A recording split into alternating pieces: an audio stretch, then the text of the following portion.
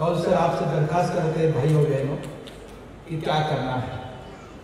यहां से आवाज आई कि स्कूल बंद, तो आप क्या चाहते हैं? स्कूल बंद होना चाहते हैं? मुझे पता नहीं कौन यहाँ के एमएलए हैं,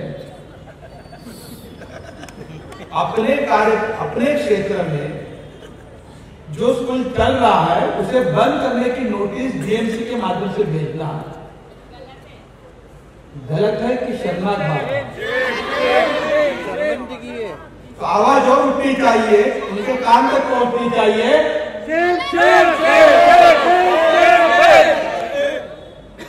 आप इनसे सहमत है तो हाथ ऊपर उठाइए। काउंसलर पूरा परिवार आपका, पेरेंट्स आपके साथ है। अजय काउंसलर को मैं पिछले 20 साल से जान रहा हूं। मैं विधायक हूं, आमदार हूं, आपके तालीम के क्षेत्र का, टीचरों का नुमाइंदा है। मैं जैसे आमदार खासदार होते हुए जनता से चुन के जाते हैं, तो टीचर और जो लोग हैं, शिक्षा क्षेत्र के लोग हैं, वो विधान परिषद में अपना नुमाइंदा चुनते हैं, उनमें से मैं। तो मेरी जिम्मेदारी है अजय कौल सर के साथ खड़ा रहना, आपके साथ खड़ा रहना, आपके स्कूल के साथ खड़ा रहना। उनकी स्कूल का नाम है चिल्ड्रन वेलफेयर स्कूल है, बच्चों का वेलफेयर देखने वाला स्कूल है। कोई भी स्कूल बंद नहीं होना चाहिए। यदि बीएमसी ने पिछले महीने में मुंबई के 269 स्कूलों को इलीगल स्कूल तय करके नोटिस दिया था, हम मुख्यमंत्री के पास गए, आपके मुख्यमंत्री के पास, उन्होंने स्टॉप कर दिया वो नोटिस। ये तो स्कूल 40 साल से चालू है। अजय कौल सर का इतिहास आप देख लीजिए, वो कहां खड़े हैं? वो आपके राजनीति में दखलंदाजी लेते? बिल्कुल नहीं। कोई क्रिमिनल एक्टिविटी में काम करते? बिल्कुल नहीं। वो तालीम के क्षेत्र में इनको क्या काम करते हैं, और उस क्षेत्र में काम करने वाले जो पाक काम है, पवित्र काम है, जो पवित्र काम कर रहा है, उनके ऊपर आप उंगली उठाते हैं। यहाँ जो अंधेरे में व्यवस्था है, रास्ते ठीक नहीं है, गटार ठीक नहीं है, पानी बह रहा है, पानी कई बस्ती में नहीं, कई सोसाइटी को ठीक तरह से पानी नहीं मिलता, आपकी जिम्मेदारी है ना भाई, वो काम करो, स्कूल के पीछे लगे। क्या मतलब है, क्या बिगाड़ा आपने? क्या गरीब के बच्चे पढ़ना नहीं चाहिए, आगे नहीं जाना चाहिए? क्या आपके पेट में क्या दुखता है, मुझे समझ में नहीं आता कि गरीब के बच्चे जहां पढ़ रहे हैं। और कहीं मैंने सुना है, मैं तो पूरे मुंबई के हर स्कूल को जानता हूं, हर पीटी मीटिंग को जानता हूं, हजदार साहब, ऐसा चित्र आपको कहीं नहीं मिलेगा। आपने इनका एनुअल फंक्शन देखा होगा, क्या शानदार होता है, बच्चों के लिए क्या क्या नहीं करता थे कौन सा, मगर जो विश्वास आपने पाया कौन सा, ये विश्वास आपको ताकत देगा और आपका कोई बाल इधर उधर नहीं कर पाएगा, ना एक बच्चे को खर्च आएगा। जिस तरह से उन्होंने उस दिन कैमरा लाया, पुलिस लाई, अफसर आए, मैं आपको बताता हूं, कानून ये कहता है कि स्कूल प्रिंसिपल के परमिशन के बिना कोई पुलिस इंस्पेक्टर भी अंदर नहीं जा सकता। कुछ इंस्पेक्टर साहब जाते बिना परमिशन बोलना पड़ता है कि प्रिंसिपल साहब हम अंदर आए, ये काम है, वो परमिशन देते तो अंदर आ सकते हैं।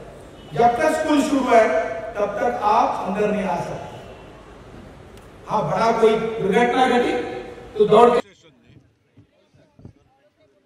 9 अक्टूबर को यहाँ मैं हादसा बोलता हूँ, कॉरपोरेशन ने जो मगरूरी दिखाई, पुलिस फौज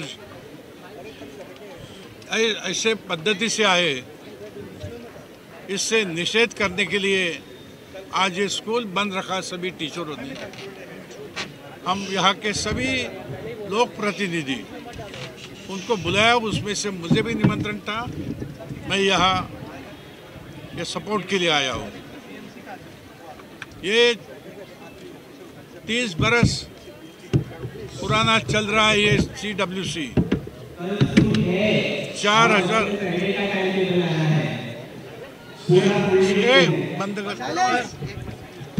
4,000 बच्चे यहाँ शिक्षा लेते।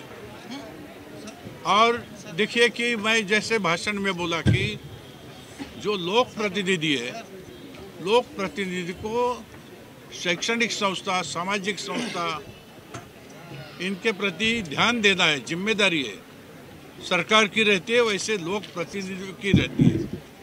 लेकिन यहाँ अपने अधिकार का गैर इस्तेमाल करके यहाँ के MLA ने कई झूठी खबरें कॉरपोरेशन को बताई, और कॉरपोरेशन ऐसे ढंग से आए कि जैसे कि यहाँ कोई एंटी सोशल एक्टिविटी चलती है। ये कॉरपोरेशन को भी शोभा नहीं देती है, पुलिस दल को भी शोभा नहीं देती है। अगर कॉरपोरेशन को इतनी हिम्मत है, पुलिस को इतनी हिम्मत है, तो असामाजिक तत्व और अनऑथराइज्ड स्ट्रक्चर और अनऑथराइज्ड एक्टिविटी इस क्षेत्र में चलते इस पूरे मुंबई में, उसको रोकने का काम करे। इतना अधिकार जो आपके पास है तो उसका सही इस्तेमाल कीजिए, ताकि CW जैसी बहुत अच्छी संस्था 4,000 विद्यार्थियों को शिक्षा देने का काम गए 30 बरस करती है। ये निषेध मैं करता हूँ इनका, और मैंने इसके बारे में आपसे जो मैं बोलता हूँ मैं लिख के भी दे दिया है कमिश्नर ने, और मैंने एक्शन मांगा है कि जो अधिकारी, जो पुलिस ऐसे विदाउट परमिशन जिन लोगों ने ये संस्था में एंट्री की है उसके ऊपर कार्रवाई करे। अगर ये संस्था के बारे में अगर कोई जांच पड़ताल करनी है तो मैं अजय कौल से और ट्रस्टी से बोला हूँ कि कागजात जो है आपके पास सब कॉरपोरेशन को दिखाइए, वेरिफिकेशन करा के लीजिए। लेकिन आइंदा ऐसा कोई होना नहीं चाहिए। ये बात कॉरपोरेशन और पुलिस डिपार्टमेंट में ध्यान में रखना चाहिए। कीर्तिकर साहब, मेरा सवाल आपसे है। मैडम लवेकर कहीं ना कहीं भारतीय जनता पार्टी से ताल्लुक रखती है, इससे आपको नहीं लगता कि भारतीय जनता पार्टी की भी छवि खराब होगी? क्योंकि आप खुद मानते हैं और हर कोई जानता है कि इस तरह की गैर इलीगल एक्टिविटी इस क्षेत्र में बहुत होती है। इसके बावजूद उसको ध्यान में ना रखते हुए एक बहुत बड़ा इंस्टीट्यूट जो कहीं ना कहीं हजारों बच्चों को यहाँ से शिक्षा देता है, उसको बंद करने के, उसको बदनाम करने का जो प्रयास हो रहा है, उसके खिलाफ एक एक्शन होनी चाहिए। देखिए, जो मैंने लिखा है कमिश्नर को, जिसमें मैंने मांग की है, जिसमें मैडम का मैंने उल्लेख भी किया है, यानी पॉलिटिकल दबाव से ये एक्शन करा के लिए, और ये समझो कि उसकी तो प्रतिमा मलिन हो गई इसमें, लेकिन अपनी पार्टी की भी प्रतिमा मलिन की है उसने। तो ये उनके जो नेता लोग हैं उसको मैंने खत भेजा है, जो खत मैंने कमिश्नर को दिया उसकी कॉपी भेजी है, बोला कि आपके जानकारी के लिए। और मैं ये भी बोला सबको कि आज ये जो निषेध पेरेंट एंड टीचर ने रखा है उधर जाके मैं करूँगा। मुझे मालूम है कि ये शिवसेना बीजेपी हमारा ताल्लुकात है, हमारा अलायंस है, तो भी अगर समझो गैर कानूनी और गैर इस्तेमाल अगर अधिकार का कहीं कोई भी आमदार खासदार करेगा समाज के हित के खिलाफ, तो मैं उसके साथ उसको बैकिंग नहीं दूंगा, मैं संस्था के साथ रहूंगा। अजय कौल सर एक ऐसी शख्सियत है जिसको हर कोई जानता है, एक रोल मॉडल है, एक इंस्पिरेशन है। उन्होंने कोरोना के वक्त में या एजुकेशन क्षेत्र में बहुत उम्दा रोल निभाया है। इसके बावजूद ऐसी शख्सियत को कोई बदनाम करता है, किसी रोल मॉडल को बदनाम करता है, आज उनको तोड़ने की जो कोशिश की जा रही है, इसके बारे में आपके क्या विचार है? अजय कौल के बारे में तो आप सब जानते हैं, पूरी यहाँ के एरिया के लोग जानते हैं, यानी जाति धर्म का कुछ मन में हेतु नहीं रखते हुए अजय कौल करते। और जैसे आपने बोला कि कोरोना के समय में यहाँ के जो विद्यार्थी उसकी 2 करोड़ की फी माफ़ी करना, मैं समझता हूँ कि मुंबई शहर में एकमात्र ये संस्था रहेगी जिन्होंने इतने औदार्य से काम किया। और ये जानबूझकर अजय कौल को मद्देनजर रखते हुए उनको डैमेज करने का प्लान किसी का अगर रहेगा तो ये नामुमकिन रहेगा। हम जैसे सब पॉलिटिकल पार्टी के लोग, हमारी पूरी शिवसेना अजय कौल के साथ रहेगी, उसके साथ रहते रहे पार्टिमा देंगे। लवेकर मैडम ने ये डिमांड की है कि इस स्कूल को बीएमसी के सौंप दिया जाए। आपको लगता है बीएमसी अजय सर से अच्छा स्कूल चला सकती है? नहीं, बीएमसी ने बहुत सारे जमीन अच्छे स्कूल को दी है, जिसकी ताकत है चलाने की। स्कूल भी चलाने की ताकत चाहिए, ये चाहिए, तजुर्बा चाहिए। तो ऐसे बहुत स्कूलें हैं मुंबई शहर में जो ज़मीन नहीं ले सकती है, लेकिन ये शिक्षा के लिए आरक्षित किया हुआ भूखंड अच्छे संस्था को दिया जाता है। वैसे ही ले लिया 30 बरस पहले, आजकल की बात नहीं है, ऐसा होने वाला नहीं है। क्या चलाएगी म्यूनसिपाल्टी?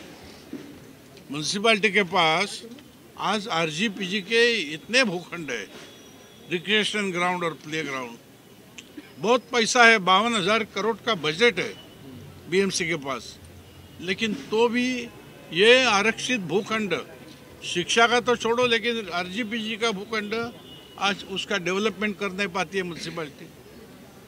Thank you. किसी को कुछ पूछना है? अजय सर के साथ सर आइए ना। अजय सर बोलना तो पड़ेगा सर। चलो अजय सर को लीजिए, मैं बाजू में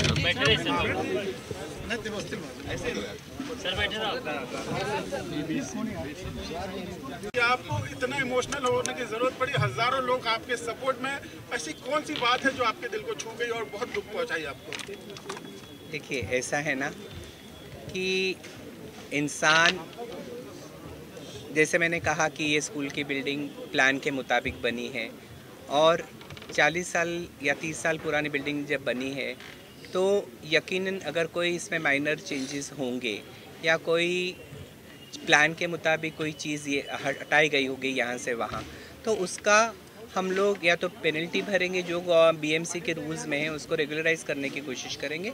और अगर बीएमसी ने ये कहा कि भाई ये नियम में नहीं बैठता है, इसका डिमोलिशन होना चाहिए, तो यकीनन जो चीज़ें रूल्स में नहीं होगी तो हम रूल्स के खिलाफ जाके तो कुछ काम नहीं करेंगे। यकीनन वो जो भी हमें कहेंगे ये नियम के बाहर है, उसका हम डिमोलिशन खुद करेंगे। दुख उस बात का नहीं है, या जितने एजुकेशनल इंस्टीट्यूशन पे उन्होंने इल्ज़ाम लगाए उसका भी मुझे दुख नहीं है, क्योंकि पिछले 42 सालों से BMC, state government, education department लगातार स्कूल के इंस्पेक्शन के लिए आता है, और इंस्पेक्शन साल में 2 बार होता है, 6-6 महीने में इंस्पेक्शन होता है। उसी प्रकार से जब हम लोग बिल्डिंग प्रपोजल में हम लोगों ने सीसी के लिए अप्लाई किया तो उसके लिए, या आईओडी पास होती है उसके लिए बीएमसी अधिकारी आके बिल्डिंग का इंस्पेक्शन करते हैं। अभी वो कहते हैं कि ओसी नहीं ली गई है, तो अगर आप ऑनलाइन पे जाएंगे तो आप देखेंगे कि ओसी के लिए हमने ऑलरेडी अप्लाई किया है, लेकिन ओसी के कंप्लायंसेस इतने 30-32 होते हैं कि वो हमें कंप्लायंसेस पूरे करने पड़ते हैं। अभी 1-2 जो एनओसीज हैं वो आने के बाद हमें ओसी मिल जाएगी।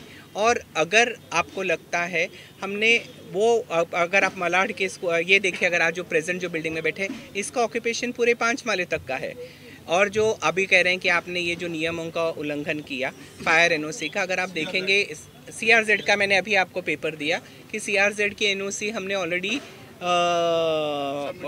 गवर्नमेंट ऑफ महाराष्ट्र से ली है।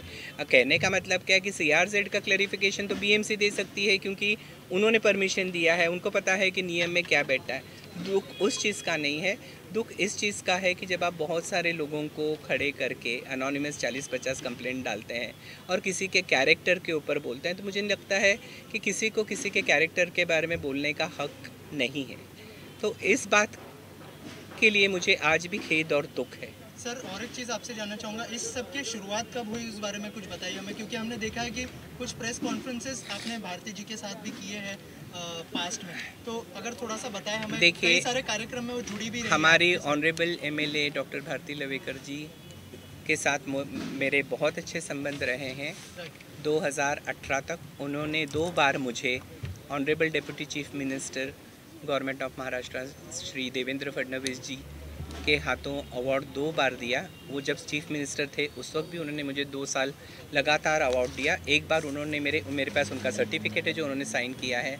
तो एक है कि उन्होंने मेरे एजुकेशन फील्ड में काम करने के लिए मुझे अवार्ड दिया उनके हाथों से, और दूसरी बार मेरे सामाजिक कार्यों के लिए मुझे अवार्ड दिया गया। ये लगातार 2 साल उन्होंने मुझे अवार्ड दिया। अब मुझे नहीं मालूम है कि 2019 तक तो हम बहुत अच्छे थे, क्योंकि मेरा ये मानना है कि अगर आप किसी को अवार्ड देते हैं, या मुझे जैसे महाराष्ट्र शासन ने 2002-03 में बेस्ट टीचर अवार्ड दिया, तो मेरी पूरी पुलिस वेरिफिकेशन हुई, या जो भी उनके प्रोसीजर है उन्होंने वेरिफिकेशन करके मुझे अवार्ड दिया। अब मुझे नहीं लगता है कि ये 4 सालों में मेरा कैरेक्टर इस बुढ़ापे में 65 ईयर्स के कैसे ख़राब हुआ, या ऐसी कौन सी इलीगैलिटी स्कूलों में नज़र आई जो 40 साल तक किसी को नज़र नहीं है। मैडम लवेकर जी के साथ बैठकर आप का ये कहना है कि सर एक्चुअल जो आपका सरकार के साथ एग्रीमेंट हुआ था उसमें 10 रुपीज़ ईयरली आपको फीस वसूल करना चाहिए। Now you are charging 70,000 to 1 lakh rupees. That is what is the point of contention. Once you say please read the agreement, I am supposed to admit 10% of the students recommended by the municipal corporation. It is not 10% fees. It is students which are recommended by the municipal corporation. That is 10%. And as per the Maharashtra State Act and as per the Supreme Court orders, any educational institution, my fees is the most meager fees in this present institution as far as the locality is concerned, because I am catering to the underprivileged class of the society. As far as you are talking about CBSE schools, CBSE school has its training, its syllabus, its curriculum, its teaching aids, its smart board. So the fees are charged, and that is also permissible as per the Supreme Court orders. Sir, also कहा जा रहा है कि 1 rupees lease पे लिया गया था, उस बारे में अगर सर कुछ क्लियर। मैंने ऑलरेडी ये बात को बहुत डिटेल में क्लियर किया है कि 1 रुपी प्लॉट नहीं था। जब मेरे को सैंक्शन किया गया था उसकी रेट्स लगाए गए थे 300 रुपीज़ पर स्क्वायर मीटर, और चैरिटेबल ट्रस्ट होने के नाते उसका 10% उन्होंने कैलकुलेट किया। कैलकुलेशन के मुताबिक वो होता था 90,000, और 1,78,000 2 साल का ग्राउंड रेंट मैंने सिक्योरिटी डिपॉजिट बीएमसी को भरा। उसके बाद क्योंकि ये 2 प्लॉट 1035 और बाजू का प्लॉट इक्वली दिया गया था, तो हमको दोनों इंस्टीट्यूशन को 1 रुपया चार्ज किया गया था। और 1 रुपया चार्ज करने के बाद आप घड़ी घड़ी ये जो कह रहे हैं कि 1 रुपये में दिया गया था, हमारे यारी रोड के प्लॉट को उन्होंने 15,80,000 रुपया लगाया था, जो हमने लगातार भरा। बलाड के प्लॉट को उन्होंने 2,80,000 रुपीज़ लगाया, जो आज हर साल हम भर रहे हैं। और एक बात है ना कि 1 रुपया देने के बाद तो आप प्लॉट की बात करते हो, उसका कंस्ट्रक्शन, उसके टीचरों की पगार, उसके नॉन टीचिंग स्टाफ की पगार, उसका मेंटेनेंस, बच्चों का बेंचेस, डेस्क, स्मार्ट बोर्ड्स, या जो मुझे असेसमेंट BMC लगाती है, जो मुझे टैक्सेस लगाती हैं, और जो इलेक्ट्रिसिटी बिल जो आज स्कूल का 2 लाख के करीब है महीने का, तो मुझे नहीं लगता कि वो 1 लाख रुपए में इंक्लूसिव है।